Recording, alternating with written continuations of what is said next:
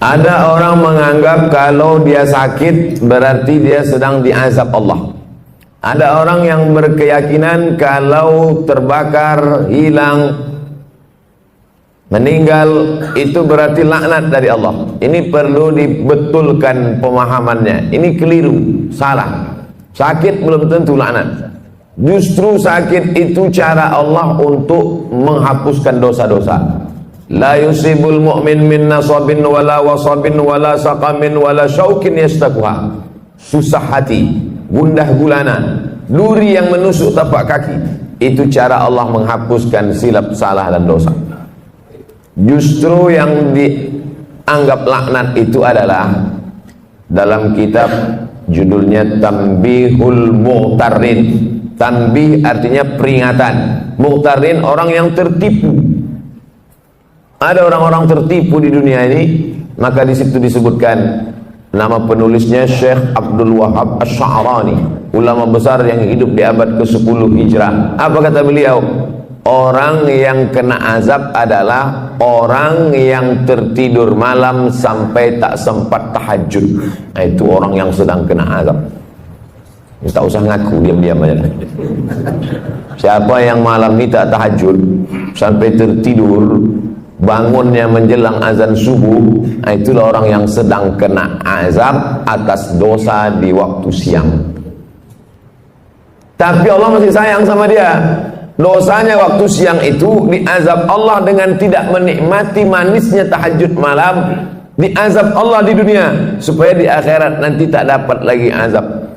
Dosa orang yang melakukan perbuatan maksiat di waktu siang, maka diharamkan Allah mendapatkan manisnya, nikmatnya munajat, bersujud, berdoa di tengah malam. Nah, jadi banyak yang kita anggap azab sebenarnya bukan azab. Miskin bukan azab, susah bukan azab, risau bukan azab, duri menusuk tapak kaki bukan azab, dilaporkan ke Mabes bukan azab.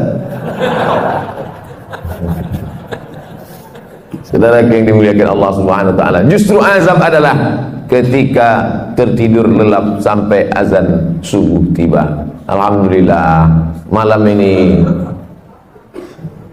yang paling afdolnya tahajud itu jam berapa Pak Ustaz? Sepertiga malam. Malam itu dihitungnya sejak jam berapa? Dari mulai setelah Isya. Jadi ngitungnya dari jam 8, 9, 10, 11, 12, 1, 2, 3, 4, 5. Dibagi 3. 9, 10, 11, 12, 1, 2, 3, 4, 5. Begitu cara membagi malam itu. Maka yang paling afdal adalah 12, 1, 2. Itu makanya ada Ustadz dulu menjelaskan kapan waktu yang afdal sholat tahajud Ustadz? Ya agak-agak jam 2 lah. Tapi zaman Nabi tak ada jam. Dari mana Ustadz tahu jam 2? Saya kok tanya-tanya. Udah begitu dari dulu. Cara ngitungnya begitu.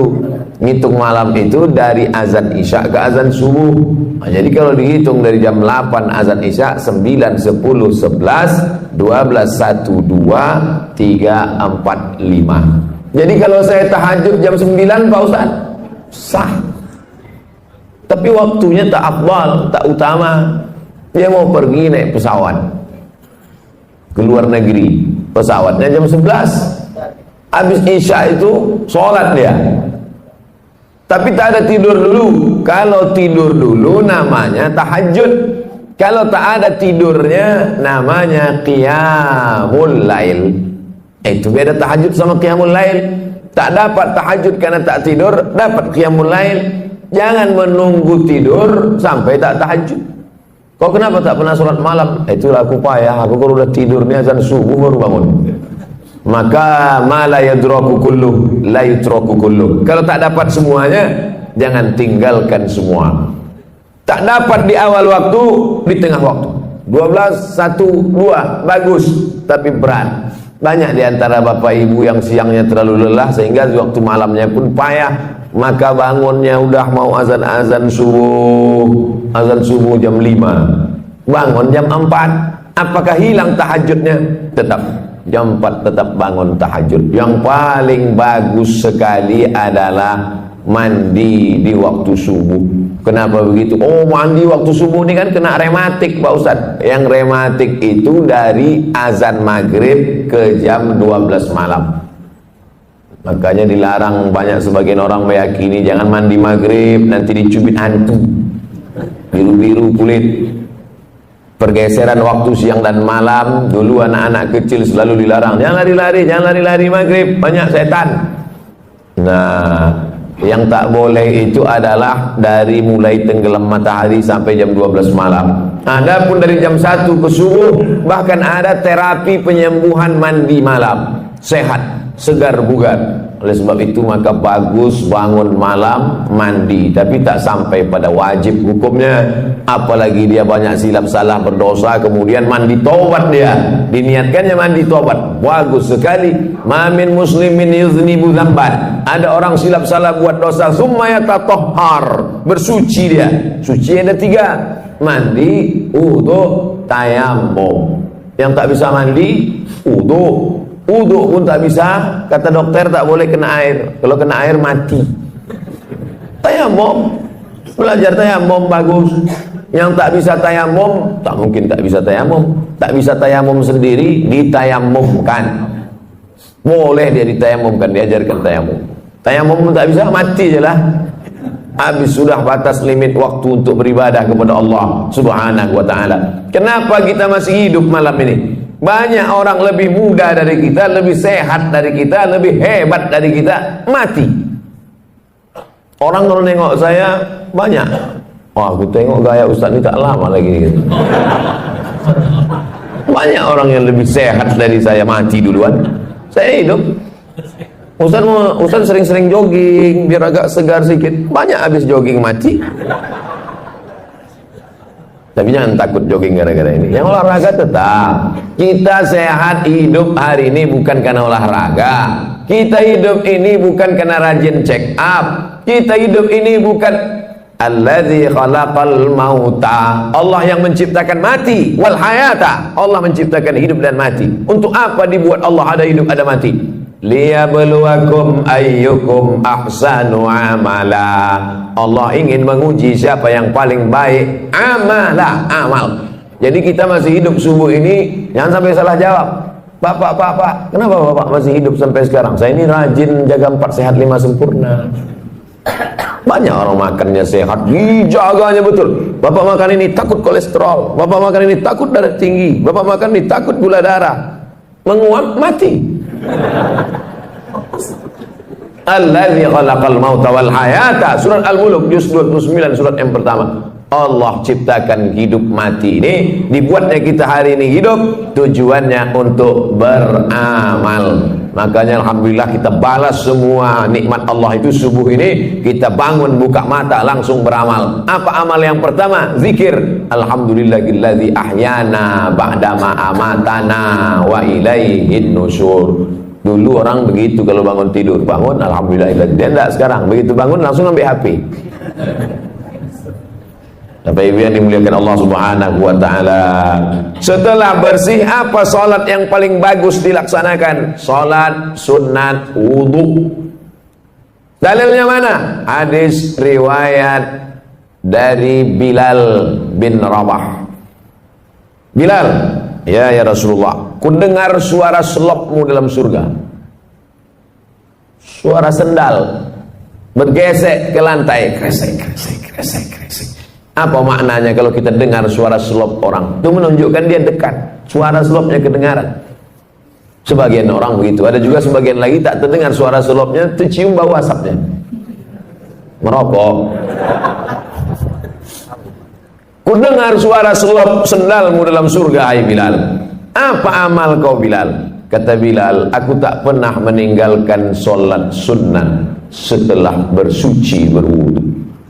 Tak pernah dibuat Nabi, tak pernah disuruh Nabi, tak pernah diajarkan Nabi, tak pernah Nabi mengatakan, hai orang beriman, kalian kalau habis wudu solat sunatlah kalian. Tak pernah. Itu murni inisiatif, ide dari Bilal. Setiap habis wudu solat sunat dia, setiap habis wudu solat sunat dia.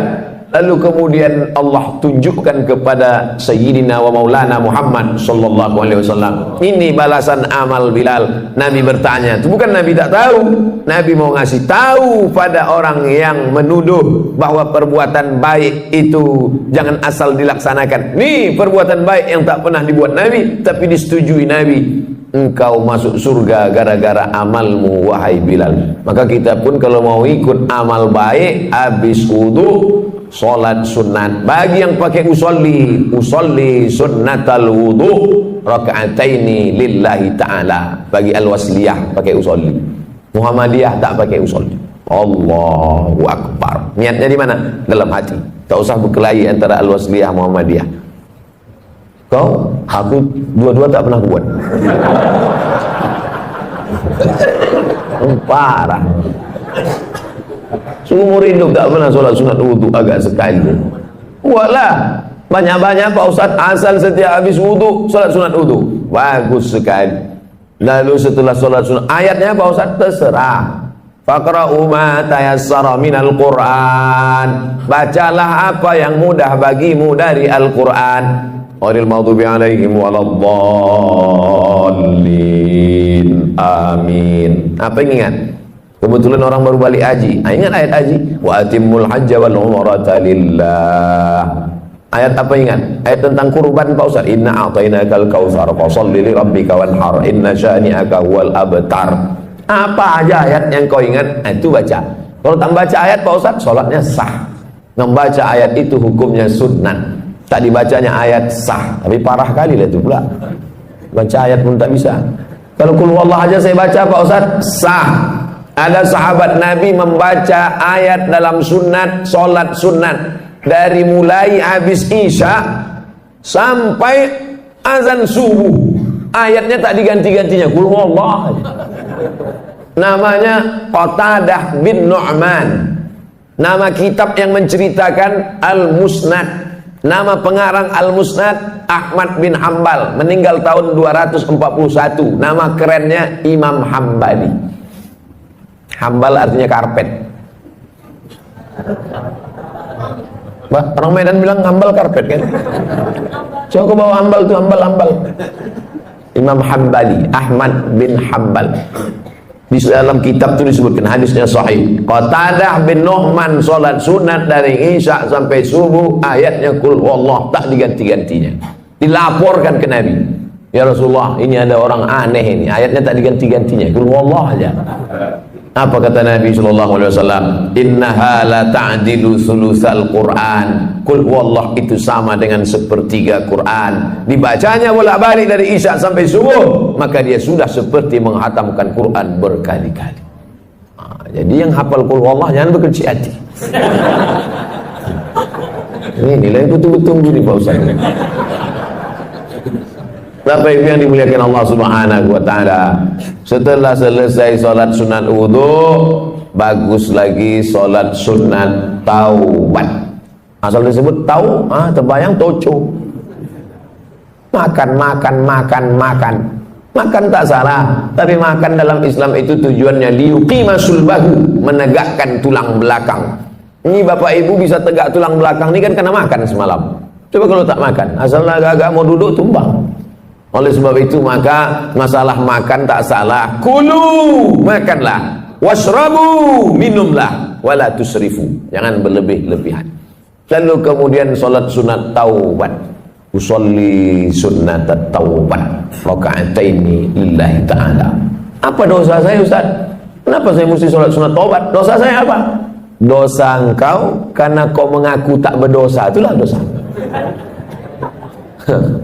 Jangan sangka dosa itu mencuri, merampok, berzina, minum khamar. Mengaku tak berdosa, itu sudah dosa. Kenapa begitu? Karena Nabi Muhammad SAW, apa kata Nabi? Inni tubtu ila rabbi, aku bertobat sehari semalam. Istaghfartu, aku beristighfar sehari semalam akthar min mi'ati marrah, lebih dari 100 kali. Atau kama qala Rasulullah sallallahu alaihi wasallam. Apa dosa Nabi? Mana ada dosa dia? Dia bukan pernah buat dosa berzina, makan haram. Tak ada dosa dia. Di zaman jahiliyah pun orang jahiliyah menggelar dia Al-Amin, orang paling jujur dan amanah. Ternyata diteliti ulama, kenapa Nabi itu istighfar taubatnya sampai 100 kali sehari semalam? Apa salah dia? Karena dia menghitung lupanya dihitung sebagai dosa. Lupa dia dihitung dosa. Kalaulah lupa kita ini dihitung dosa, tak ada kita dimasuk surga. Dalam sembahyang pun kadang lupa. Allahu Akbar, nampak kunci dalam laci. Fawailul lil musallin. Kata siapa? Kata imam. Ayat yang kedua, rakaat kedua tadi. Alam tara kaifa fa'ala rabbuka ara'aita. Untung ada yang meluruskan. Ini tak selamanya ustaz itu betul. Jangan ustaz itu salah diteruskan juga ayat dia. Ara'aita allazi yukadzibu biddin. Tahukah kau siapa yang mendustakan agama? Bukan orang yang minum khamar. Orang mendustakan agama bukan orang korupsi. Siapa orang mendustakan agama? Ara'aita allazi yukadzibu biddin fadzalika allazi yad'ul yatim. Kalau ada orang rajin puasa sunat, bolak-balik haji ke Makkah, tapi anak yatim tak bayar uang sekolah, dia diam, itulah orang mendustakan agama. Fadzalikal ladzi yad'ul yatim wa la yahuddu 'ala ta'amil miskin. Saya baru dapat video. Anak kecil bersandar di dinding, digeser sama petugas, jatuh, mati dalam kelaparan. Pengamen, gembel, meninggal dalam kelaparan, tak makan. Siapa yang bertanggung jawab? Dituntut di hadapan Allah Subhanahu wa taala. Walaupun ibadahnya bolak-balik ke Makkah, walaupun haji dan umrahnya banyak. Siapa itu? Fadzalikal ladzi yad'ul yatim. Itulah mengapa Abu Bakar, Umar, malam-malam Umar bin Khattab keliling.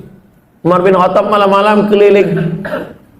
Didengarnya suara mak-mak memasak. Klontang-klonteng, ditengoknya yang dimasak batu. Kenapa kau masak batu? Anakku menangis. Ku suruh diam, dia tak diam. Tadi aku pura-pura masak biar supaya dia itu tidur. Celaka Umar bin Khattab itu, khalifah dia, tapi kami tak dapat ini sembako. Tidak sembako, gandum. Pergi Umar bin Khattab ke Baitul Mal, diambilnya gandum, dimasukkannya ke dalam goni, dipikulnya sendiri, dia sendiri mengantarkan. Nih, kenapa tak disuruhnya stafnya, hei staf tolong kau pikulkan gandum dah. Dia takut dituntut di hadapan Allah Subhanahu wa taala. Berjalan lagi Umar bin Khattab di suatu malam, belusukan dia tengah malam, didengarnya ada suara ibu-ibu menyuruh anak gadisnya membungkus air susu kambing. Bungkus nak, bungkus. Ya mak, bungkus cepat sikit, besok kita jual. Ya, kau campur sikit pakai air. Campur pakai air. Kenapa kita campur pakai air? Nanti kalau tahu Umar bin Khattab, mana dia tahu, dia sedang tidur di rumah. Umar bin Khattab sedang nguping. Ditandai Umar bin Khattab rumah. Umar bin Khattab tak tahu. Umar bin Khattab tak tahu mak, tapi Allah melihat. Siapa yang sedang menengok perbuatan kita ini? Dia. La ta'khudhuhu sinatun wala naum. Ditandai Umar bin Khattab rumah. Itu rumah. Besok disuruhnya utusan, kau cari rumah di sekian-sekian gang sekian, cari anak gadisnya, mau kita pinang.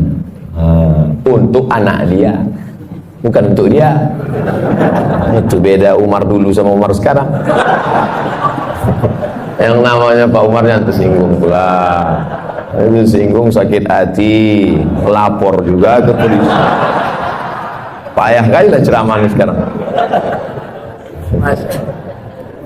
Begitulah orang-orang yang merasa tak berdosa, ternyata kalau dihitung dosa menurut Nabi Muhammad SAW, ditengok dosa menurut Umar bin Khattab, dosa yang sekarang kalian tengok sebesar ujung rambut, di zaman sahabat Nabi menengok itu sebesar bukit Uhud. Dosa yang kalian tengok sekarang sebesar ujung rambut, di zaman Nabi sebesar bukit Uhud. Begitulah orang sekarang menyepelekan dosa. Kau kan berdosa. Alah, tak banyak kali. Tetangga kita lebih parah dari curi. Menyepelekan dosa. dosa besar, dosa kecil, bukan ditengok dosanya, tapi di hadapan siapa dosa itu dilakukan. Bukan ditengok besar kecil dosa, tapi di mana dan di hadapan siapa dilakukan. Ngupil, maaf cakap, ngupil ngorek tai hidung, mana pula dosa? Carilah ayat Quran yang melarang ngorek hidung, tak ada. Tapi coba kalau dilakukan di istana negara, diliput 10 stasiun TV live. Diundang ke istana, dapat penghargaan, pas sedang duduk-duduk ngupil. Semua TV, RCTI, SCTV, MNC TV, TVRI, semua live. Itu jadi berita besar apa tak besar? Besar. Semua orang menengok. Kalau perbuatan kecil ditengok orang banyak menjadi besar, bagaimana dengan perbuatan kita yang disaksikan oleh yang maha besar? Oleh sebab itu maka jangan pernah menyepelekan yang kecil. Inti yang ingin saya sampaikan, jangan sampai merasa tak berdosa. Kita ini banyak silap, banyak salah, banyak salah. Apa dosa saya? Apa dosa saya? Apa silap saya? Saat kau merasa tak bersalah, tak bersilap, tak berdosa, saat itu engkau adalah orang paling banyak berbuat silap, salah dan dosa. Yang paling afdal solat sunat taubat. Yang sudah melaksanakan alhamdulillah, yang belum besok malam mudah-mudahan masih hidup lagi. Setelah sholat sunat taubat, ini mesti nih Pak Ustaz, namanya juga sunat. Ini kan cerita kita ini sunat, bukan wajib. Kalau perintahnya kuat, wajib. Kalau tidak kuat, sunat. Larangannya kuat, haram. Larangannya tak kuat, makruh. Tak disuruh, tak dilarang, mubah. Nah, ini 5 kotak ini jangan digeser-geser. Perintahnya kuat, wajib. Tak kuat, sunat. Larangannya kuat, haram. Kurang kuat, makruh. Tak disuruh, tak dilarang, mubah. Jangan digeser. Yang sunat dinaikkan ke wajib, yang makruh dinaikkan ke haram. Sesak napas orang. Udah diatur itu semua sama ulama fikih. Nama ilmunya fikih. Orang yang paham fikih itu disebut faqih. Itu tuan faqih itu. Apa arti faqih itu? Entahlah, dari dulu dah gitu. Siapa tanya-tanya. Nama ilmunya fikih. Nama orang yang berilmu tentang fikih itu namanya faqih. Jamaknya fuqaha. Sudah begitu menurut para ulama fuqaha. Ya. Kata Ustaz itu tadi fuqaha.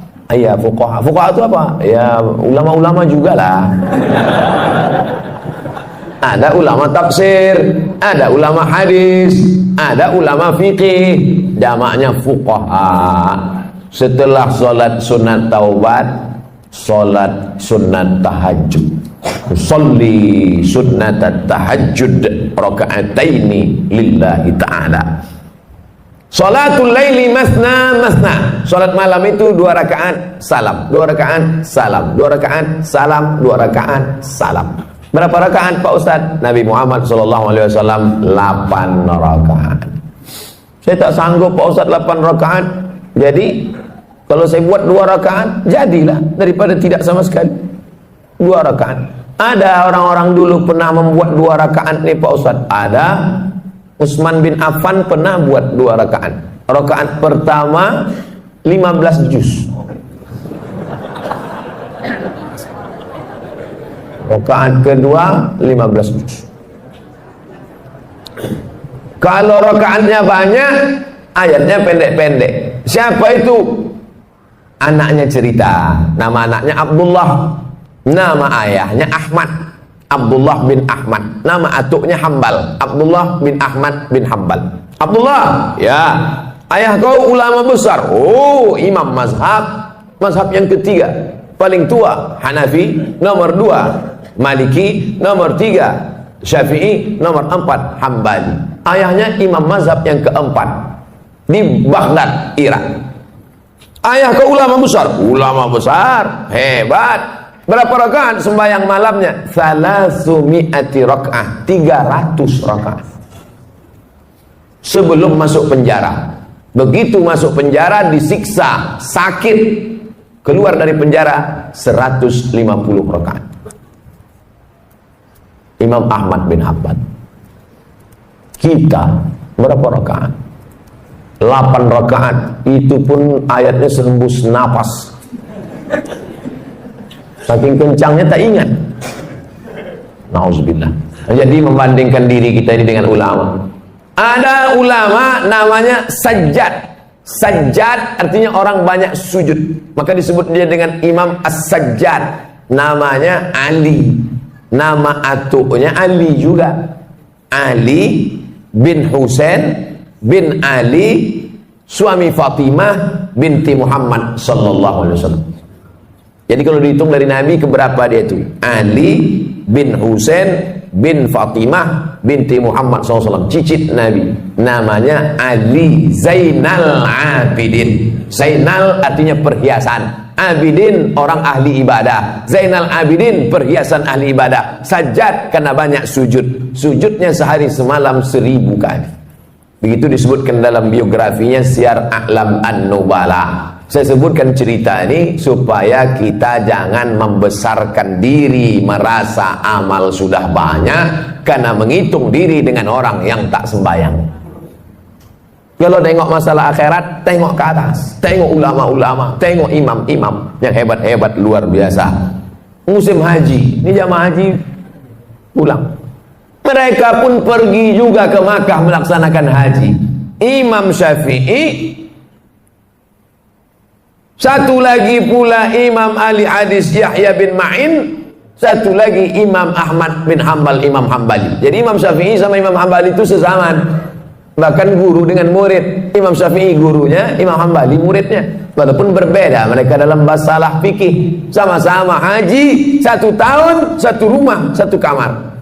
Balik sholat isya dari Masjidil Haram, tidur di kamar. Imam Syafi'i berbaring miring, Imam Hambali tegak rukuk sujud, tegak rukuk sujud, tegak rukuk sujud sampai azan isya. Selesai sholat subuh di Masjidil Haram, pulang, Imam Syafi'i bertanya, Hambali, iya, ku tengok kau tadi malam dari isya sampai subuh tegak rukuk sujud, tegak rukuk sujud, apa yang kau buat? Kata Imam Hambali, aku mengkhatamkan Quran dalam tahajudku malam tadi. Imam Syafi'i bertanya ke Imam Yahya bin Ma'in, Yahya, ku tengok kau tadi malam miring kiri, miring kanan, miring kiri, miring kanan, tak tidur-tidur. Apa yang kau buat? Aku sedang menyeleksi hadis sahih, hadis palsu, hadis sahih, hadis palsu, hadis sahih, hadis palsu. Tidak pakai laptop, bukan macam Ustaz sekarang. Lalu mereka bertanya balik ke Imam Syafi'i, Syafi'i, kau menengok kami berarti kau tak tidur tadi malam? Tidak. Apa yang kau buat? Aku mengeluarkan hukum halal, haram, makruh, mubah, 200 hukum keluar tadi malam dari Quran dan hadis. Andai kita jamaah yang keempat malam itu, kebetulan satu kloter sama orang itu, apa lagi yang kita buat malam itu agak? Mungkin nasib memoto mereka bertiga aja.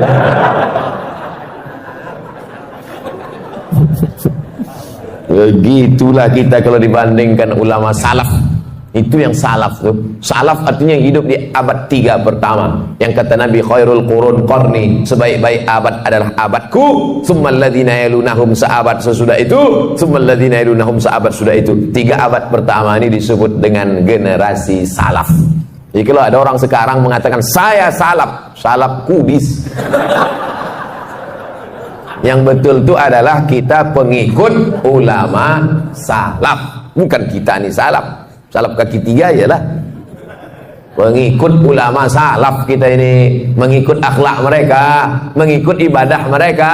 Kalau kita ikut mereka, maka kita akan bisa bersama dengan mereka dalam surga Jannatul Firdaus. Nabi Muhammad sallallahu alaihi wasallam. Nah, setelah dapat 8 rakaat mengikut Nabi sallallahu alaihi wasallam, Nabi itu 8 rakaat, ya. Yang menengok siapa? Istri dia, namanya Ummul Mukminin, ibunya orang beriman, Sayyidatuna Aisyah radhiyallahu anha. Aku tengok Nabi salat.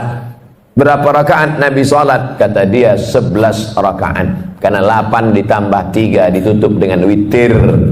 Ij'alu akhir salatikumul laila al-witra. Jadikanlah salat malam kalian yang terakhir ditutup dengan witir. Makanya habis tahajud 8 tuh tutup witir. Usolli sunnatal witri salasa rakaatin. Bagi yang mau 3 rakaat 1 salam, tidak pakai tasyahud awal supaya tak sama macam maghrib. Tapi bagi yang mazhab Syafi'i dibuat dia 2-1. Witir kan ganjil Pak Ustaz, ya. Lalu yang 2 itu apa namanya? Syafa' wal fajri walayalin ashri wasyaf'i wal watri. Watri ganjil, syafa' genap. Jadi sholat 2 rakaat dulu. Usolli sunnat syaf'i ma'al witri. Aku sholat syafa' 2 rakaat sepaket dengan witir lillahi ta'ala. Habis itu baru sholat witir 1 rakaat. Dia masih 3. Pilihlah. Masjid ini kemarin waktu bulan Ramadan witirnya 21 atau 3 rakaat 1 salam. 21 dengan 3 rakaat 1 salam. Dalam mazhab Syafi'i lebih afdal 21, karena yang 2 rakaat 1 salam itu iftitahnya 2 kali, tasyahudnya 2 kali, lebih banyak amalnya. Tapi saya tak menyalahkan yang 3 rakaat 1 salam tanpa tasyahud awal supaya tak sama dengan maghrib, karena ada juga dalam pendapat para ulama. Tak perlu mempermasalahkan yang tak masalah sehingga menjadi masalah. Disitulah letak masalahnya. Nah, habis witir, sholat hajatnya kapan Pak Ustaz? Kalau mau sholat hajat bisa sebelum tahajud tadi atau di sela-sela dari tahajud ke witir. Yang penting setelah habis witir tutup, selesai. Waktu menjelang azan subuh, apa yang perlu kita lakukan? Wabil ashari hum yastaghfirun. Paling bagus di waktu sahur menjelang azan subuh, banyak-banyak beristighfar. Ambil tasbih, istighfar. Astaghfirullahaladzim, astaghfirullahaladzim, astaghfirullahaladzim. Tasbih-tasbih yang tergantung di kaca spion itu cabutlah. Udah lama betul mobil itu bertasbih dah. Jangan sampai mobil itu masuk surga, awak masuk neraka. Cabutlah, cabut. Besok cabut. Astaghfirullahaladzim, astaghfirullah. Man lazimal istighfar, siapa yang memperbanyak istighfar, 3 balasan orang banyak istighfar. Ja'alallahu lahu min kulli dhiqin makhraja. Kesempitan hidupnya dikasih Allah kelapangan. Wa min kulli hammin faraja. Kesusahannya diberikan Allah kesenangan. Wa razaqahu min haitsu la yahtasib. Dikasih Allah rezeki dari jalan yang tak disangka-sangka. Hati susah senang bukan karena harta, karena banyak orang kaya raya mati bunuh diri karena hatinya sempit.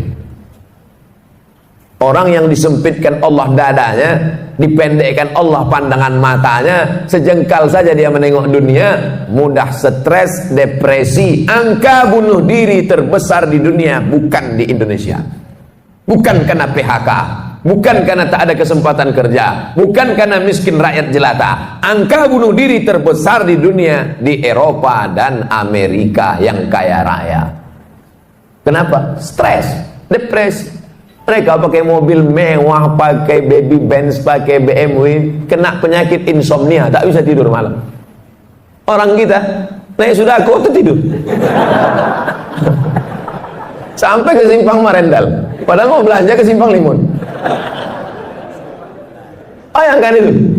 Bapak ibu pikir tidur ini masalah sepele. Berapa banyak orang kaya tak bisa tidur, makan pil tidur. Betul tak ceritanya? Oleh sebab itu kalau ada kawan tertidur, diamkan aja. Nah, itu dia sedang dalam nikmat yang besar. Bapak ibu yang dimuliakan Allah Subhanahu wa taala. Oleh sebab itu maka Allah taala beri kelapangan hati kepada Nabi Musa alaihi salam dalam doanya, Rabbishrahli, lapangkan dada ni ya Allah, karena dunia ini penuh dengan masalah. Nabi Muhammad SAW juga dilapangkan Allah dadanya. Apa kata Allah? Alam nasyrah laka, minta kelapangan hati. Kalau cerita masalah sempit sekarang ini, saya yang paling sempit hati saya. Saya sedang dilaporkan. Tapi karena didoakan oleh para jamaah, terutama yang paling banyak mendoakan saya, inilah panitia masjid subuh nih. Ya Allah, kami sudah memasang tenda di belakang semua. Kalau sampailah Ustaz tuh stres tak bisa ceramah, hancurlah program kami. Bapak ibu yang dimuliakan Allah Subhanahu wa taala, dengan berzikir, bersolat, bertasbih, beristighfar bukan berarti manusia tidak menghadapi masalah, karena dunia tempat masalah. Tapi dengan berzikir, bertasbih, beristighfar adalah merubah cara kita menghadapi masalah. Allah berikan kelapangan hati, Allah berikan kesabaran, Allah berikan. Banyak orang-orang soleh itu mati di tiang gantungan. Siapa contohnya? Tonton film Umar Mukhtar, pejuang dari Libya yang menggantungnya Mussolini, Said Qutb meninggal di tiang gantungan. Pagi-pagi pas mau dia digantung itu, malam tuh mimpi dia menengok Nabi Muhammad sallallahu alaihi wasallam. Cerita tentang dia mau digantung malamnya jumpa Nabi itu diceritakan dalam ceramah ulama besar dari Mesir namanya Syekh Abdul Hamid Kishk. Syekh Abdul Hamid Kishk. Pas mau digantung pagi itu tersenyum dia. Nampaknya tiang gantungan itu macam tangan bidadari sedang melampai. Tak sabar dia mau mati menghadap Allah Subhanahu wa taala. Bukan macam orang-orang stres yang mau disuntik mati, ketakutan, ada permintaan macam-macam. Kau mati ni mau minta apa? Lontong sayur gitu. Saudara yang dimuliakan Allah Subhanahu wa taala. Hidup ini hanya tempat persinggahan sejenak dalam perjalanan panjang sementara sampai ke tujuan. Hidup ini tak sampai seperti setengah sayap nyamuk. Bukan sayap pesawat, sayap nyamuk. Hidup ini hanya setetes. Kalau dapat jangan sombong, karena yang kau dapat cuma setetes. Yang kaya raya, yang pejabat, yang hebat, cuma setetes. Yang tak dapat pun jangan terlalu sedih, karena yang tak dapat itu pun cuma setetes. Kita semua akan mati menghadap Allah. Apa yang akan dibawa? Berjumpalah ulama yang populer, yang masyhur, yang punya banyak jamaah, ulama fikih, dengan ulama yang tak terkenal, ulama mastur yang tak dikenal masyhur, ulama tasawuf. Meninggal ulama fikih yang populer, yang terkenal, yang viral, yang masyhur, yang hebat, yang punya jabatan itu mimpi berjumpa ulama tasawuf. Apalah yang kau dapat di akhirat dengan kepopuleran, dengan jabatanmu, dengan kehebatan namamu itu? Diambilnya debu, ditiupnya di tapak tangan. Itulah follower. Itulah semua. Ambil debu, hembuskan ke tapak tangan. Tak bermakna. Lalu mana yang membuat engkau dapat rahmat Allah? 2 rakaat di tengah malam yang sunyi saat tak ditengok orang. Itulah yang dapat menolong di hadapan Allah Subhanahu wa taala. Oleh sebab itu paksa-paksakan diri, pasang alarm, jam weker agak 2 biji. 2 tak juga terbangun, beli jam yang ketiga yang bisa menyipak. Supaya terbangun kita di hadapan Allah. Rahimallahu ra'an. Allah mencurahkan rahmatnya pada suami allazi aiqadha ahlahu, yang membangunkan istrinya. Allah mencurahkan rahmat pada suami yang membangunkan istrinya dengan menyiramkan air, mengajak dia tahajud malam. Rahimallahu mura'atan. Allah merahmati istri perempuan. Ada laki-laki, ada lagi tren sekarang LGBT. Nauzubillah. Rahimallahu mura'atan. Allah merahmati perempuan allati aiqazat zaujaha, yang membangunkan suaminya. Al-mu'minun suami, wal mu'minat istri, ba'dhum awliya'u ba'd, saling tolong menolong dalam hal kebaikan walaupun kewajibannya itu suami. Ya ayyuhalladzina amanu, hai para suami, anfusakum, jaga istrimu, wa ahlikum, anakmu, naro, dari api neraka. Aslinya yang mengajak solat, yang mengajar solat, yang membangunkan solat, yang mengingatkan solat, suami. Tapi dunia sudah mau kiamat. Yang sekarang banyak bertanya, Ustaz, apa doanya biar suami saya mau solat? Jadi laki kau tak sembahyang? Enggak. Dari dulu atau sampai sekarang? Memang dari nikah tak sembahyang. Kenapa mau sama dia? Saya pun dulu tak sembahyang. Belakang-belakangan ini tobat saya Pak Ustaz. Laki saya tetap Fir'aun. Sabar ibu, sabar, banyak-banyak doa sama Allah. 2 gendangnya, kalau tak dia mati, ibu mati. Inilah bapak nih, cerita laki ibu tu mati, bapak ketawa pula. Mestinya sedih lah. Bapak ibu yang dimuliakan Allah Subhanahu wa taala. Sampai pada akhirnya azan subuh pun berkumandang. Tahanlah kita dengan wudhu tadi. Kalau wudhunya batal, diganti tajdidul wudhu, memperbaharui wudhu. Kalau saya ragu Pak Ustaz, batal apa tak batal? Batal apa tak batal? Al yaqinu la yuzalu bisyak. Keyakinan yang kuat tak mungkin dirusak oleh ragu. Hatta tasma'a sautan, jangan kau wudhu lagi, jangan kau batalkan solatmu. Kalau datang bisik-bisik, batal wudhumu, batal wudhumu, batal wudhumu, batal wudhumu. Jangan kau berhenti solat. Hatta tasma'a sautan, sampai kau dengar suara, au tajidari'an, atau kau cium bau. Dengar suara, tercium bau, baru batal. Tak ada suara, tak ada berbau, tak batal. Tak bersuara, bau, batal. Kadang kita ini kan diganggu-ganggu setan. Udah batal, udah batal, udah batal, udah batal. Itu memang kerja setan. Jangan disalah-salahkan setan. Kenapa setan ini gini? Itulah kerja aku, kata dia. Itulah kerja dia, SOP dia. SOS, standar operasional setan. Nah, azan subuh ke masjid. Raka'atul fajri, 2 rakaat qabliyah subuh, khairum minad dunya wa ma fiha. Siapa yang paling kaya di dunia ini sekarang? Bill Gates, yang punya Microsoft. Siapa yang paling kaya di dunia ini sekarang? Yang punya Yahoo, yang punya Google, Facebook. Siapa yang paling kaya dunia ini sekarang? Yang paling kaya sekarang adalah kita, karena kita sudah dapat dunia dan seisinya. Qobliyah subuh. Yang tadi qobliyah subuh. Yang tadi tak qobliyah subuh, masbuk terlambat. Boleh qobliyah subuh setelah sholat subuh, tapi jangan di masjid. Balik ke rumah, qobliyah subuh, qadha, diganti. Tapi jangan tiap-tiap subuh.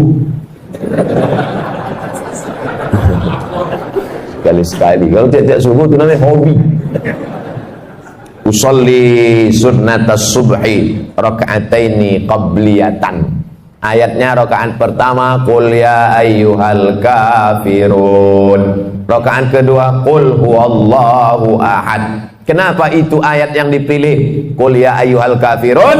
Kau boleh tetangga dengan non-muslim, kau boleh sekantor dengan beda agama, tapi sebelum matahari terbit kau sudah kuatkan akidah wala ana abadu ma abadtum wala antum abiduna ma abud lakum dinukum. Jadi rakaat kedua kuatkan benteng, Tuhanmu bukan satu, bukan dua, bukan tiga. Qul huwallahu ahad, Allahus somad. Meminta hanya kepada dia, Allahus somad. Siapa dia? Lam yalid wa lam yulad walam yakul lahu kufuwan ahad. Habis itu barulah sholat subuh. Kalau qabliyah subuhnya saja lebih baik daripada dunia dan seisinya, apalagi sholat subuhnya. Kalau sudah sholat subuh macam sholat Jumat begini, ini tanda Palestina tak lama lagi akan merdeka. Tapi jangan subuhnya aja. Bapak Ibu yang dimuliakan Allah, Allah bisa karena biasa. Dari kecil terlonjak-lonjak, sudah besar terbawa-bawa, sudah tua terubah tidak. Oleh sebab itu anak-anak kecil ini dibangunkan pagi, sholat subuh, sholat subuh, sholat subuh. Sholat subuh nak, kata ayahnya. Apa kata emaknya? Biarkan aja lah bang, tanggal merah. Mana ada sholat tanggal merah? Oleh sebab itu maka dididik dia. Kalaulah sempat dia nanti tua, agak-agak nyasar, agak-agak salah jalan sikit, tapi nanti teringat dia. Mungkin bapak bukan ustaz, tak pandai berceramah, tak pernah mengajar dia, ya ayyuhallazina amanu. Tapi tangan bapak menenteng tangan dia, asal mau ke masjid tarik dia, nanti sampai masanya diingatnya itu. Saya berjumpa sama promotor musik. Promotor musik tahu sendirilah, band itulah sembahyang dia. Putar juga kepalanya, tapi mabuk, bukan berzikir. Saya tak sholat Pak Ustaz, tak puasa Pak Ustaz. Kalau sudah membawa grup musik tur 6 bulan, dari mulai Aceh, Medan, Riau, Jambi, Palembang, Lampung, Bengkulu, 6 bulan. Tur lagi Kalimantan, tur lagi, sampai akhirnya suatu petang duduk saya di atas pentas musik mau show nanti malam, habis masang-masang lampu segala macam, pas matahari mau tenggelam nampak saya merah di ufuk barat, terdengar suara azan. Allahu Akbar, Allahu Akbar. Pas sedang itu teringat saya almarhum ayah menenteng tangan saya ke masjid dulu waktu kecil. Saya tinggalkan semua, tawat saya. Betapa kenangan kecil ke masjid berkesan luar biasa. Oleh sebab itu jangan pernah bosan, jangan pernah muak. Kenapa? Boleh jadi di situ nanti titik Allah mengingatkan memori dia, nyasar-nyasar dia, salah jalan dia, pakai narkoba dia, diskotik dia, tapi akhirnya dia berputar, dapatnya jalan balik menuju jalan Allah Subhanahu wa taala. Salat subuh. Ustaz besok jadi imam ya? Jangan dulu, suara saya ini sedang keras. Suara berceramah ini keras, dibawa menjadi imam macam kopi kering bunyinya. Alhamdulillah. Makmum di belakang macam tak ada aja imam lain. Kita tahu diri. Yang mentang-mentang petantang-petantang Ustaz, silakan maju Pak Ustaz. Iya, kita ukur diri kita. Ada imam yang lebih layak maju, biarlah imam tetap aja Pak maju. Yang kedua, saya tak mau maju nih petantang-petantang, takut salah adab. Rupanya di masjid itu tak pakai kunut, awak berkunut. Rupanya masjid itu berkunut, kita tak berkunut. Gara-gara kunut, kata jamaah, ustaz itu tak berkunut, tak usahlah kita dengar ceramahnya. Kunut ini hukumnya sunat ab'ad dalam mazhab Syafi'i. Kalau lupa baca kunut, sujud sahwi. Imamnya lupa, sujud sahwi. Makmumnya ikut sujud. Allahu Akbar, subhana man la yanamu wa la yashu. Maha suci Allah yang tak tidur dan tak lupa. Allahu Akbar, duduk, sujud lagi. Subhana man la yanamu wa la yashu, baru salam. Assalamualaikum warahmatullahi, menurut mazhab Syafi'i. Rupanya masjid kita tadi berkunut. Allahumma hdina fi man hadait. Makmum tinggal amin, 5 amin.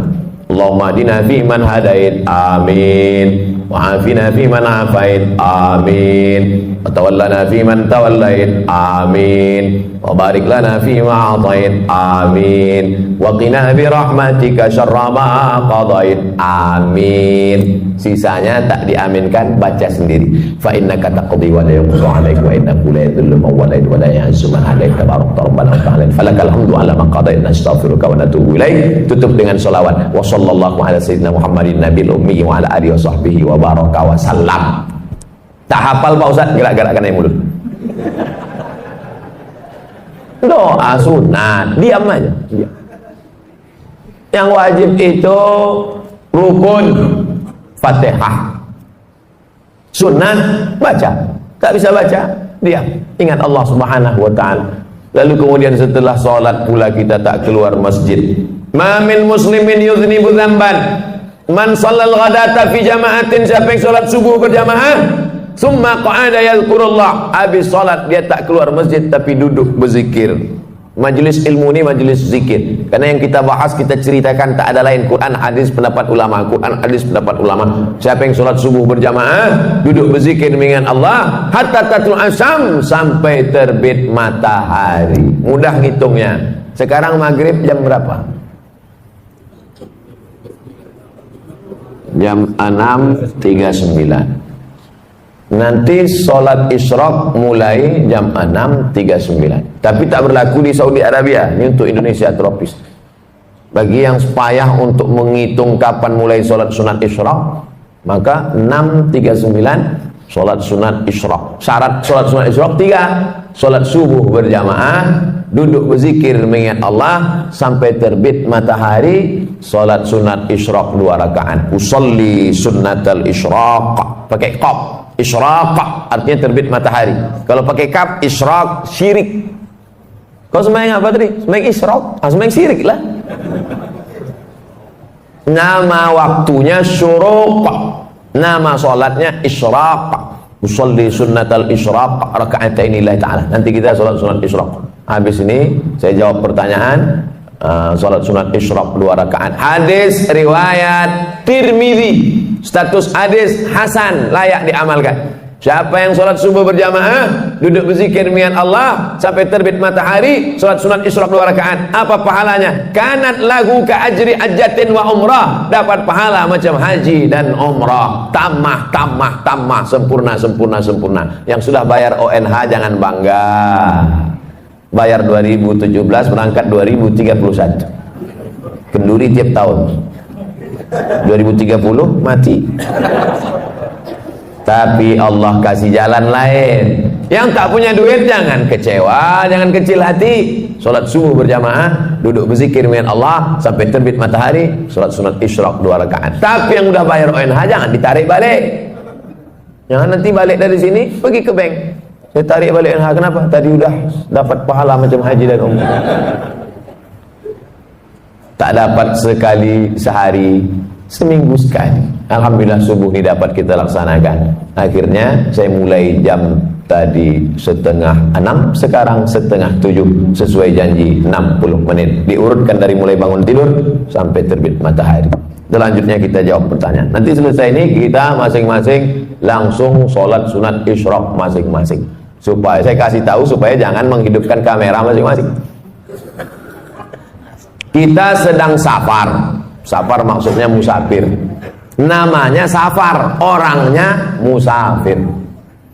Ketika masuk masjid, masuk waktu sholat maghrib, apakah bisa kita berimam sholat maghrib seperti biasa, tidak jamak qashar, setelahnya baru kita menjamak qashar? Ya, Allahu Akbar, Allahu Akbar.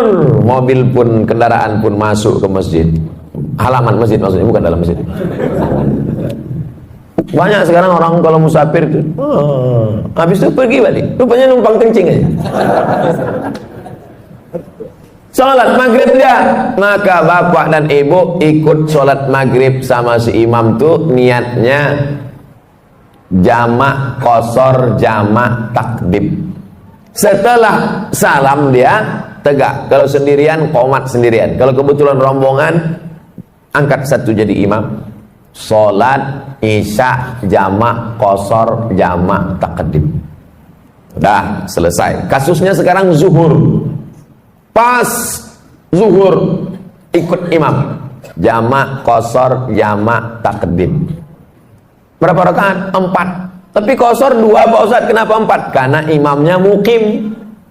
Imamnya mukim. Al-imam ju'ilal imam liyutamma bi. Imam itu diangkat untuk diikuti. Kita ngikut imam. Imamnya 4, kita pun ikut 4. Nanti setelah salam tegak lagi jamak qashar, jamak takdim, asarnya 2. Zuhurnya 4 karena ikut imamnya mukim. Tapi karena saya ustad, imam tuh tak mau maju. Tengoknya saya, Ustaz Somad, silakan maju Ustaz. Saya bilang saya ini musafir. Bapak yang mukim lah jadi imam. Tak apa-apa Pak Ustaz. Ustaz lah tetap maju. Akhirnya saya maju. Sholat zuhurnya saya 2 rakaat, tapi makmumnya tetap 4. Assalamualaikum warahmatullah. Saya musafir, makmumnya mukim. Makmum yang mukim itu tegak menambah 2 rakaat. Jangan bingung, ini banyak makmum bingung. Tengoknya imam salam, aku salam apa tidak ya? Nah, begitu kalau musafir. Berapa jarak kilometer musafir nih Pak Ustadz? 89 kilometer. Medan kisaran 160. Medan Pekanbaru 600. Yang tak percaya hitung sendiri. Setelah sholat Idul Fitri, Idul Adha, apa boleh kita sholat duha? Sholat duha waktunya terbuka dari mulai syuruk lewat 15 menit 6.39 sampai 10 menit 15 menit menjelang azan zuhur. Zuhur 12.32 kurang 15, 12.15. Masih ada waktu duha. Jumlah rakaatnya tidak terbatas, unlimited edition.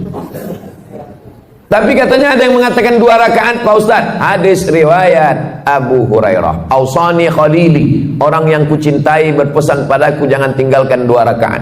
Katanya ada yang mengatakan 8 rakaat Pak Ustaz. Hadis Ummu Hani, Nabi sholat 8 rakaat. Katanya dia mengatakan tak berbatas Pak Ustaz. Riwayat Aisyah radhiyallahu anha, karena Rasulullah SAW yusalli 4 rakaatin thumma yazidu ma syaa. Nabi menambah sesuai kehendaknya. Jadi yang 2 ada riwayat, yang 8 ada riwayat, yang batas. Jadi Idul Adha, Idul Fitri, kapan mau dia laksanakan ditambahnya lagi, maka tetap boleh sholat duha. Apakah batal wudhu suami istri kalau bersentuhan Pak Ustaz? Aula mastumun nisa, kalau kau menyentuh perempuan, menurut mazhab Hanafi tak batal, karena makna la mastumun nisa di situ bukan menyentuh kulit. Maaf, cakap makna la mastumun nisa jima, berhubungan kelamin baru batal. Hanafi. Mazhab Maliki mengatakan bersentuh kulit kalau bersyahwat baru batal, kalau tak ada syahwat tak batal. Kebetulan kawan-kawan saya dari Muhammadiyah pakai majelis tarjih, mereka tarjihkan mazhab Maliki ini dalam masalah bersentuhan. Makanya dia sebelum pergi ke kantor, salam, mama, papa pergi dulu ya. Sampai di kantor sholat duha aja. Kau tak wuduk lagi? Tak batal kok. Aku tak nafsu sama tadi waktu salam. Mazhab Syafi'i makna lamastumun nisa, bersentuhan kulit, bernafsu ataupun tak bernafsu, batal. Al-Wasliyah pakai mazhab Syafi'i. Makanya asal bersentuhan batal. Apalagi tinggal di Medan, Sungai Delhi, di tepi sungai, air banyak. Saya jelaskan tiga-tiga ini supaya kita tak berkelahi masalah ini. Nanti datang orang jamaah tabligh dari India, Pakistan, Bangladesh, mazhabnya Hanafi, tak kita salahkan. Dia misalnya jalan sama istrinya, lalu kemudian pegang tangan, lalu kemudian dia sholat. Oh, ini aliran sesat ini. Karena kita berwudu, dia tak berwudu. Selama masih ahlus sunnah wal jamaah. Ustadz sendiri pakai yang mana? Saya pakai mazhab Syafi'i. Asal bersentuh, batal. Saya wudu balik. Asal bersentuh, batal. Saya wudu lagi. Tapi dia tak salahkan Hanafi dengan Maliki. Guru-guru saya di Maroko mazhabnya Maliki. Gimana mau saya salahkan mazhab Maliki? Salah mazhab Maliki. Murid durhaka lah saya. Saya pegang mazhab Syafi'i. Apa kelebihannya kalau Ustaz pegang mazhab Syafi'i dalam kasus ini? Setan tak bisa menggoda. Habis salaman, saya wuduk lagi. Datang setan, wuduk kau batal, wuduk kau batal, wuduk kau batal. Enggak, aku dah ambil sembahyang. Tapi kalau tak wuduk lagi, wuduk kau batal karena tadi kau nafsu. Tidak, ada sikit gitu. Semoga Pak Ustadz dirahmati Allah, amin. Pak Ustadz, saya ibu rumah tangga, umur 52 tahun. Bagaimana cara menjaga istiqomah? Sering-sering ziarah kubur. Apalagi yang suka ke mall, sering-sering nengok ziarah kubur. Pergi ke tempat belanja, shopping, mengejar dunia. Mau itu, mau ini, mau itu, mau ini, sampai tas kulit, baju, 3 lemari. Mati, habis diambil bini abang tu yang baru. Tapi kalau kita mengingat mati, secukupnya hidup bersahaja. Adapun kelebihan duit, berikan, bayarkan sekolah anak yatim, kasih makan fakir miskin, membuat kita istiqomah. Sering-sering menengok orang sakit, sering-sering menengok orang mati, sering-sering mengingat mati, hidupkan pengajian-pengajian. Siapapun ustadz yang berceramah ke masjid ini, datang, duduk, diam, dengar. Ngantuk-ngantuk sikit, diampunkan Allah SWT. Apa hukum menyambut tahun baru Pak Ustadz? Tahun baru Hijriah sepakat ulama diawali pada masa pemerintahan Umar bin Khattab. Ketika itu gubernur namanya Abu Musa al-Ash'ari berkirim surat, malu kita tak punya kalender. Akhirnya bermusyawarah sahabat, ditetapkanlah 1 Muharram sebagai tahun baru Islam, Hijrah namanya. Adapun Masehi, kita baru pakai kalender Masehi sejak Republik Indonesia ikut anggota PBB. Dulu nama kalendernya itu kalender Julian, karena Julian itu adalah kaisar Romawi yang membuat kalender Julian. Bulan 1 dibuat nama patung, namanya Januari. Januari itu kepalanya 2. Carilah patung Januari di internet. Patung Januari, kepalanya 2, satu ke muka, satu ke belakang. Itu maka dibuat dia bulan 1, karena dia meninggalkan 2019, menatap 2020. Romawi punya, sebelum Nabi Isa alaihissalam. Lalu kemudian kalender Julian ini diambil dari Romawi, dibawa ke Vatikan Roma pada masa Paus Gregorius. Makanya kalender itu berubah, sekarang namanya menjadi Gregorian Calendar. Dari Kaisar Julian ke Paus Gregorius. Ketika terbentuk PBB, Persatuan Bangsa-Bangsa, bingung mau pakai kalender mana. Akhirnya disepakatilah pakai kalender Gregorian Calendar. Dikirimkanlah ke seluruh dunia memakai kalender. Supaya sepakat, jangan sampai salah tanggal. Nanti jangan sampai PBB pakai Gregorian, Indonesia pakai Hijriah. Akhirnya clash. Supaya sepakat tanggalnya, dipakailah seluruh anggota PBB memakai Gregorian Calendar. supaya tahu kita sejarah kalender ini datangnya dari mana. Romawi, Vatikan, barulah sampai ke kita. Makanya surat-surat sultan dulu, Sultan Delhi, Sultan Serdang, Sultan Langkat, Iskandar Muda Aceh, bahkan Sultan Jogja, semuanya pakai kalender Hijriah atau kalender Jawa, tahun Saka. Nah, ini tentang sejarah kalender. Tapi gubernur bupati kita di Indonesia sudah bagus banyak. Malam tahun baru itu supaya anak muda tidak mabuk, tidak geng motor, tidak pesta narkoba sampai pagi, dibuatlah acara zikir. Tahun lalu 2019 wali kota Langsa membuat zikir bersama live TV One tahun lalu, supaya anak-anak muda ini dialihkan perhatiannya. Kalau tidak mereka mabuk sampai pagi. Kertas terakhir. Saya menyukai pekerjaan saya, tapi tidak dengan atasan saya. Berdasarkan sumber terpercaya, terkesan tak bertanggung jawab dan berkhianat.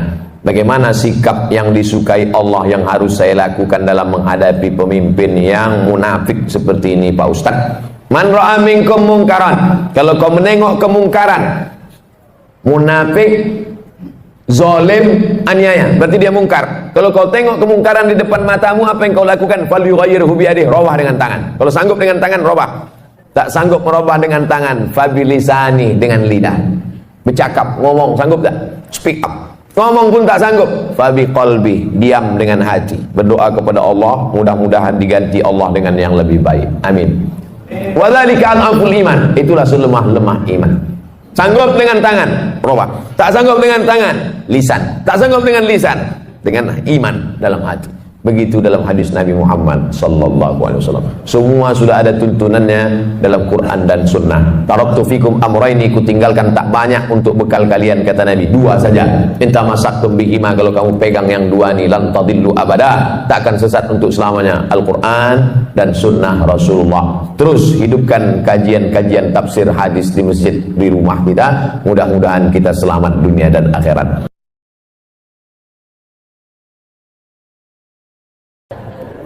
Begitulah orang-orang yang merasa tak berdosa, ternyata kalau dihitung dosa menurut Nabi Muhammad SAW, ditengok dosa menurut Umar bin Khattab, dosa yang sekarang kalian tengok sebesar ujung rambut, di zaman sahabat Nabi menengok itu sebesar bukit Uhud.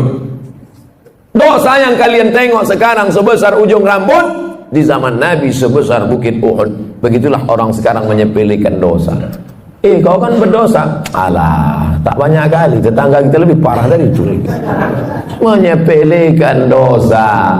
Dosa besar, dosa kecil, bukan ditengok dosanya, tapi di hadapan siapa dosa itu dilakukan. Bukan ditengok besar kecil dosa, tapi di mana dan di hadapan siapa dilakukan. Ngupil, maaf cakap, ngupil, ngorek tai hidung. Mana pula dosa? Carilah ayat Quran yang melarang ngorek hidung. Tak ada. Tapi coba kalau dilakukan di Istana Negara, diliput 10 stasiun TV live. Diundang ke istana, dapat penghargaan, pas sedang duduk-duduk ngupil.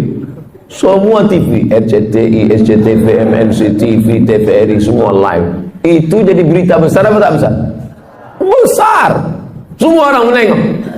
Kalau perbuatan kecil ditengok orang banyak menjadi besar, bagaimana dengan perbuatan kita yang disaksikan oleh yang maha besar?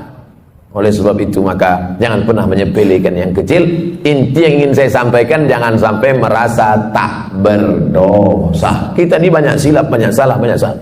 Apa dosa saya? Apa dosa saya? Apa silap saya?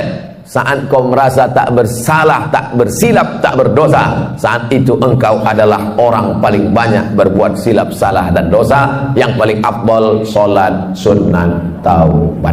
Yang sudah melaksanakan alhamdulillah, yang belum besok malam mudah-mudahan masih hidup lagi. Setelah solat sunat taubat, ini mesti nih Pak Ustaz, namanya juga sunat. Ini kan cerita kita nih sunat, bukan wajib. Kalau perintahnya kuat, wajib. Kalau tidak kuat, sunat. Larangannya kuat, haram. Larangannya tak kuat, makruh. Tak disuruh, tak dilarang, mubah. Nah, ini 5 kotak ini jangan digeser-geser. Perintahnya kuat, wajib. Tak kuat, sunat. Larangannya kuat, haram. Kurang kuat, makruh. Tak disuruh, tak dilarang, mubah. Jangan digeser. Yang sunat dinaikkan ke wajib, yang makruh dinaikkan ke haram, sesak napas orang. Udah diatur itu semua sama ulama fikih. Nama ilmunya fikih. Orang yang paham fikih itu disebut faqih. Itu tuan faqih itu. Apa arti faqih itu? Entahlah, dari dulu dah gitu, siapa tanya. Nama ilmunya fikih. Nama orang yang berilmu tentang fikih itu namanya faqih. Jamaknya fuqaha. Sudah begitu menurut para ulama fuqaha. Ya. Kata Ustaz itu tadi fuqaha. Iya, fuqaha. Fuqaha itu apa? Ya, ulama-ulama juga lah. Ada ulama tafsir, ada ulama hadis, ada ulama fikih. Jamaknya fuqaha. Setelah sholat sunat taubat, sholat sunat tahajud. Usolli sunnat tahajud raka'ataini lillahi ta'ala. Sholatul laili masna masna. Sholat malam itu 2 rakaat salam, 2 rakaat salam, 2 rakaat salam, 2 rakaat salam. Berapa rakaat Pak Ustaz? Nabi Muhammad SAW 8 rakaat. Saya tak sanggup Pak Ustaz 8 rakaat. Jadi kalau saya buat 2 rakaat, jadilah daripada tidak sama sekali. 2 rakaat. Ada orang-orang dulu pernah membuat 2 rakaat nih Pak Ustaz. Ada. Utsman bin Affan pernah buat 2 rakaat. Rakaat pertama 15 juz. Rakaat kedua 15 juz. Kalau rakaatnya banyak, ayatnya pendek-pendek. Siapa itu? Anaknya cerita. Nama anaknya Abdullah. Nama ayahnya Ahmad. Abdullah bin Ahmad. Nama atuknya Hambal. Abdullah bin Ahmad bin Hambal. Abdullah, ya, ayah kau ulama besar. Oh, imam mazhab. Mazhab yang ketiga, paling tua, Hanafi. Nomor 2 Maliki. Nomor 3 Syafi'i. Nomor 4 Hambali. Ayahnya imam mazhab yang keempat di Baghdad, Irak. Ayah kau ulama besar. Ulama besar, hebat. Berapa rakaat sembahyang malamnya? 300 rakaat. 300 rakaat. Sebelum masuk penjara. Begitu masuk penjara disiksa, sakit. Keluar dari penjara 150 rakaat. Imam Ahmad bin Hanbal. Kita berapa rakaat? 8 rakaat. Itu pun ayatnya sembus napas. Saking kencangnya tak ingat. Nauzubillah. Jadi membandingkan diri kita ini dengan ulama. Ada ulama namanya Sajjad. Sajjad artinya orang banyak sujud. Maka disebut dia dengan Imam As-Sajjad. Namanya Ali. Nama atuknya Ali juga. Ali bin Husain bin Ali, suami Fatimah binti Muhammad sallallahu alaihi wasallam. Jadi kalau dihitung dari Nabi keberapa dia itu? Ali bin Husain bin Fatimah binti Muhammad SAW, cicit Nabi. Namanya Ali Zainal Abidin. Zainal artinya perhiasan. Abidin orang ahli ibadah. Zainal Abidin perhiasan ahli ibadah. Sajjad karena banyak sujud. Sujudnya sehari semalam 1000 kali. Begitu disebutkan dalam biografinya Syiar A'lam An-Nubala. Saya sebutkan cerita ini supaya kita jangan membesarkan diri, merasa amal sudah banyak karena menghitung diri dengan orang yang tak sembahyang. Kalau tengok masalah akhirat, tengok ke atas, tengok ulama-ulama, tengok imam-imam yang hebat-hebat luar biasa. Musim haji, ini jamaah haji pulang. Mereka pun pergi juga ke Makkah melaksanakan haji. Imam Syafi'i, satu lagi pula Imam ahli hadis Yahya bin Ma'in, satu lagi Imam Ahmad bin Hanbal, Imam Hambali. Jadi Imam Syafi'i sama Imam Hambali itu sezaman, bahkan guru dengan murid. Imam Syafi'i gurunya, Imam Hambali muridnya, walaupun berbeda mereka dalam masalah fikih. Sama-sama haji, 1 tahun, 1 rumah, 1 kamar. Balik sholat isya dari Masjidil Haram, tidur di kamar. Imam Syafi'i berbaring miring. Imam Hambali tegak rukuk sujud, tegak rukuk sujud, tegak rukuk sujud sampai azan isya. Selesai sholat subuh di Masjidil Haram, pulang, Imam Syafi'i bertanya, Hambali, ya, ku tengok kau tadi malam dari Isya sampai subuh tegak rukuk sujud, apa yang kau buat? Kata Imam Hambali, aku mengkhatamkan Quran dalam tahajudku malam tadi.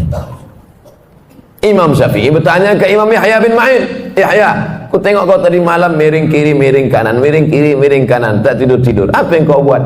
Aku sedang menyeleksi hadis sahih, hadis palsu, hadis sahih, hadis palsu, hadis sahih, hadis palsu. Tidak pakai laptop, bukan macam Ustaz sekarang. Lalu mereka bertanya balik ke Imam Syafi'i, Syafi'i, kau menengok kami, berarti kau tak tidur tadi malam? Tidak. Apa yang kau buat? Aku mengeluarkan hukum halal, haram, makruh, mubah. 200 hukum keluar tadi malam dari Quran dan hadis. Andai kita jamaah yang keempat malam itu, kebetulan satu kloter sama orang itu, apa lagi yang kita buat malam itu agak? Mungkin asik memoto mereka bertiga aja.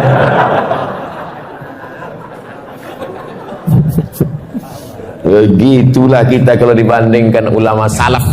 Itu yang salaf tuh. Salaf artinya hidup di abad 3 pertama. Yang kata Nabi, khairul qurun qarni, sebaik-baik abad adalah abadku, tsummal ladzina yalunahum, seabad sesudah itu, tsummal ladzina yalunahum, seabad sudah itu. 3 abad pertama ini disebut dengan generasi salaf.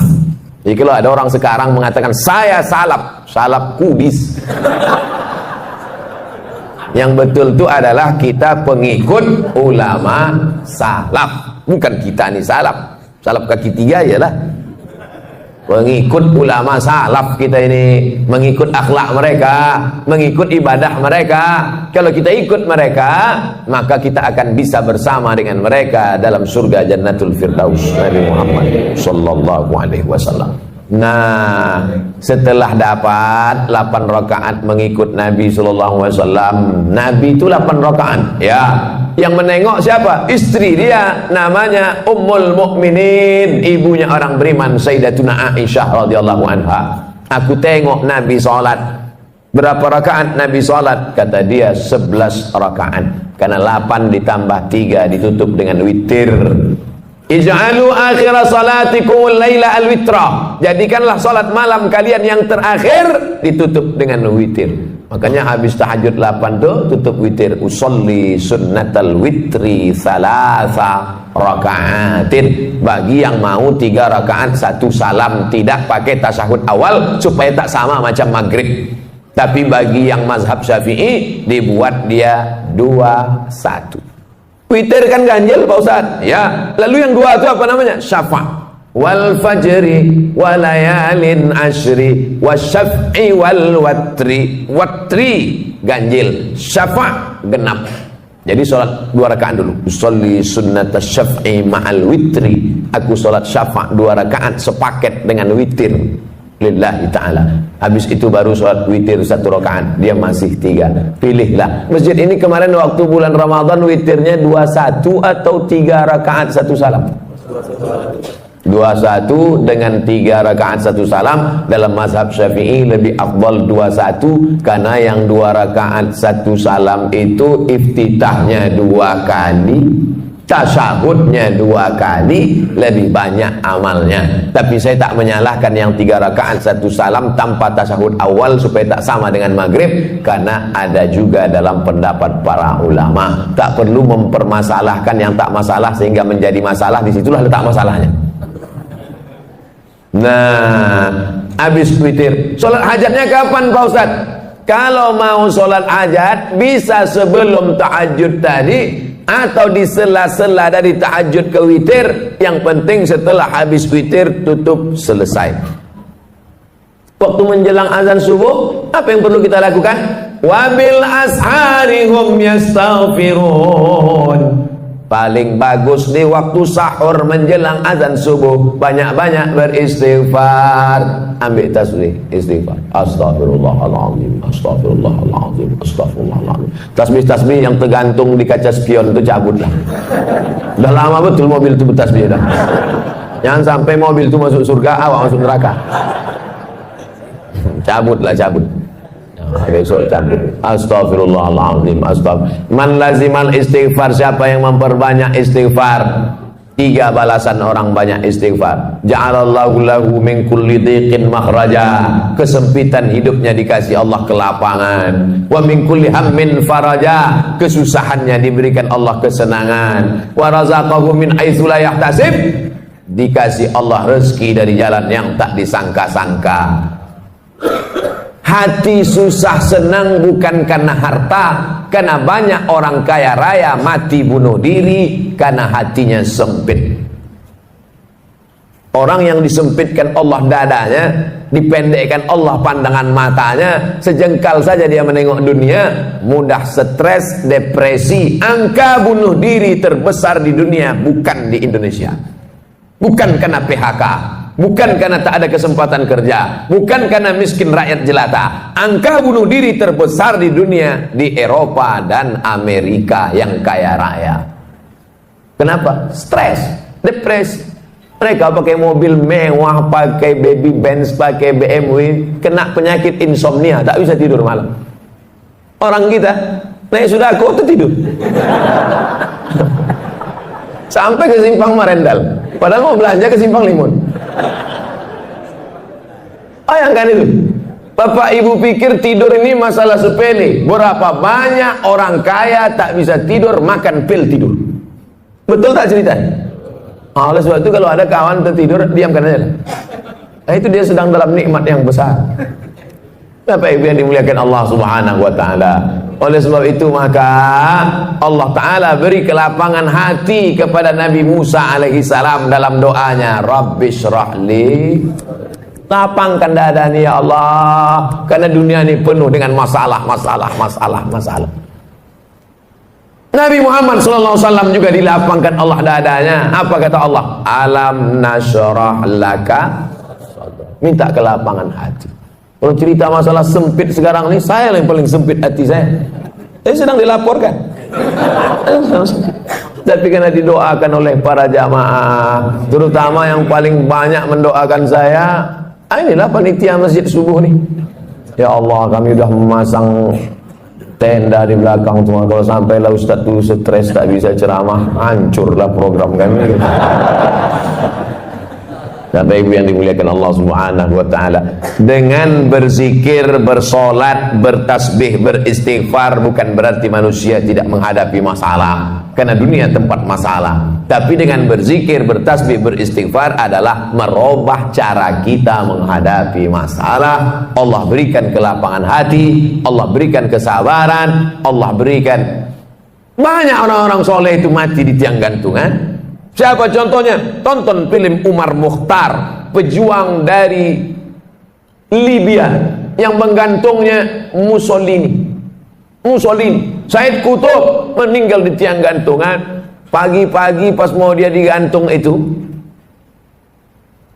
malam tuh mimpi dia menengok Nabi Muhammad sallallahu alaihi wasallam. Cerita tentang dia mau digantung, malamnya jumpa Nabi itu diceritakan dalam ceramah ulama besar dari Mesir, namanya Syekh Abdul Hamid Kish. Syekh Abdul Hamid Kish. Pas mau digantung pagi itu tersenyum dia. Nampaknya tiang gantungan itu macam tangan bidadari sedang melampai. Tak sabar dia mau mati menghadap Allah Subhanahu wa taala. Bukan macam orang-orang stres yang mau disuntik mati, ketakutan, ada permintaan macam-macam. Kau mati ini mau minta apa? Lontong sayur gitu. Saudara yang dimuliakan Allah Subhanahu wa taala, hidup ini hanya tempat persinggahan sejenak dalam perjalanan panjang sementara sampai ke tujuan. Hidup ini tak sampai seperti setengah sayap nyamuk. Bukan sayap pesawat, sayap nyamuk. Hidup ini hanya setetes. Kalau dapat jangan sombong, karena yang kau dapat cuma setetes. Yang kaya raya, yang pejabat, yang hebat, cuma setetes. Yang tak dapat pun jangan terlalu sedih, karena yang tak dapat itu pun cuma setetes. Kita semua akan mati menghadap Allah. Apa yang akan dibawa? Berjumpalah ulama yang populer, yang masyhur, yang punya banyak jamaah, ulama fikih, dengan ulama yang tak terkenal, ulama mastur yang tak dikenal masyhur, ulama tasawuf. Meninggal ulama fikih yang populer, yang terkenal, yang viral, yang masyhur, yang hebat, yang punya jabatan itu, mimpi berjumpa ulama tasawuf. Apalah yang kau dapat di akhirat dengan kepopuleran, dengan jabatanmu, dengan kehebatan namamu itu? Diambilnya debu, ditiupnya di tapak tangan. Itulah follower. Itulah semua. Ambil debu, hembuskan ke tapak tangan. Tak bermakna. Lalu mana yang membuat engkau dapat rahmat Allah? 2 rakaat di tengah malam yang sunyi saat dan tak ditengok orang. Itu yang dapat menolong di hadapan Allah Subhanahu wa taala. Oleh sebab itu paksa-paksakan diri, pasang alarm, jam weker agak 2 biji. 2 tak juga terbangun, beli jam yang ketiga yang bisa menyipak. Supaya terbangun kita di hadapan Allah. Rahimallahu imra'an, Allah mencurahkan rahmatnya pada suami allazi aiqadha ahlahu, yang membangunkan istrinya. Allah mencurahkan rahmat pada suami yang membangunkan istrinya dengan menyiramkan air, mengajak dia tahajud malam. Rahimallahu imra'atan, Allah merahmati istri perempuan. Ada laki-laki, ada lagi tren sekarang LGBT. Nauzubillah. Rahimallahu imra'atan, Allah merahmati perempuan allati aiqazat zaujaha, yang membangunkan suaminya. Al-mu'minun suami, wal mu'minat istri, ba'dhum awliya'u ba'd, saling tolong menolong dalam hal kebaikan walaupun kewajibannya itu suami. Ya ayyuhalladzina amanu, hai para suami, qu anfusakum, jaga istrimu, wa ahlikum, anakmu, naro, dari api neraka. Aslinya yang mengajak solat, yang mengajar solat, yang membangunkan solat, yang mengingatkan solat, suami. Tapi dunia sudah mau kiamat. Yang sekarang banyak bertanya, Ustaz, apa doanya biar suami saya mau solat? Jadi laki kau tak sembahyang? Enggak. Dari dulu atau sampai sekarang? Memang dari nikah tak sembahyang. Kenapa mau sama dia? Saya pun dulu tak sembahyang. Belakang-belakangan ini tobat saya, Pak Ustaz. Laki saya tetap Fir'aun. Sabar ibu, sabar, banyak-banyak doa sama Allah. 2 gendangnya, kalau tak dia mati, ibu mati. Inilah bapak nih, cerita laki ibu tu mati, bapak ketawa pula. Mestinya sedih lah. Bapak ibu yang dimuliakan Allah Subhanahu wa taala, sampai pada akhirnya azan subuh pun berkumandang. Tahanlah kita dengan wudhu tadi. Kalau wudhunya batal, diganti tajdidul wudhu, memperbaharui wudhu. Kalau saya ragu Pak Ustaz, batal apa tak batal? Batal apa tak batal? Al yaqinu la yuzalu bisyak, keyakinan yang kuat tak mungkin dirusak oleh ragu. Hatta tasma'a sautan, jangan kau wudhu lagi, jangan kau batalkan solatmu. Kalau datang bisik-bisik, batal wudhumu, batal wudhumu, batal wudhumu, batal wudhumu, jangan kau berhenti solat. Hatta tasma'a sautan, sampai kau dengar suara, au tajidarian, atau kau cium bau. Dengar suara, tercium bau, baru batal. Tak ada suara, tak ada berbau, tak batal. Tak bersuara, bau, batal. Kadang kita ini kan diganggu-ganggu setan. Udah batal. Itu memang kerja setan. Jangan disalah-salahkan setan. Kenapa setan ini gini? Itulah kerja aku, kata dia. Itulah kerja dia, SOP dia. SOS, standar operasional setan. Nah, azan subuh ke masjid. Raka'atul fajri, 2 rakaat qabliyah subuh, khairum minad dunya wa ma fiha. Siapa yang paling kaya di dunia ini sekarang? Bill Gates, yang punya Microsoft. Siapa yang paling kaya di dunia ini sekarang? Yang punya Yahoo, yang punya Google, Facebook. Siapa yang paling kaya dunia ini sekarang? Yang paling kaya sekarang adalah kita, karena kita sudah dapat dunia dan seisinya.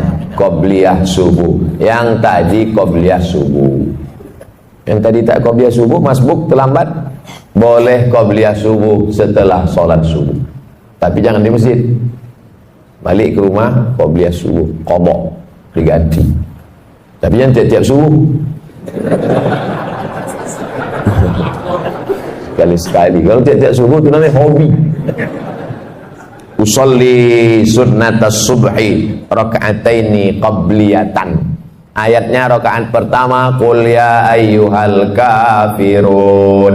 Rakaat kedua qul huwallahu ahad. Kenapa itu ayat yang dipilih? Qul ya ayyuhal kafirun kau boleh tetangga dengan non muslim, kau boleh sekantor dengan beda agama, tapi sebelum matahari terbit kau sudah kuatkan akidah wala ana abadu ma abadtum wala antum abiduna ma abud lakum dinukum. Jadi rakaat kedua kuatkan benteng, Tuhanmu bukan satu, bukan dua, bukan tiga. Qul huwallahu ahad, Allahus somad. Meminta hanya kepada Dia, Allahus somad. Siapa Dia? Lam yalid wa lam yulad walam yakul lahu kufuwan ahad.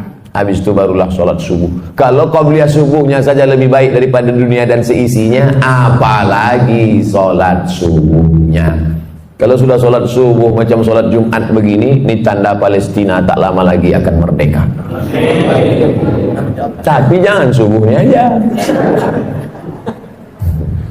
Bapak Ibu yang dimuliakan Allah, Allah bisa karena biasa. Dari kecil terlonjak-lonjak, sudah besar terbawa-bawa, sudah tua terubah tidak.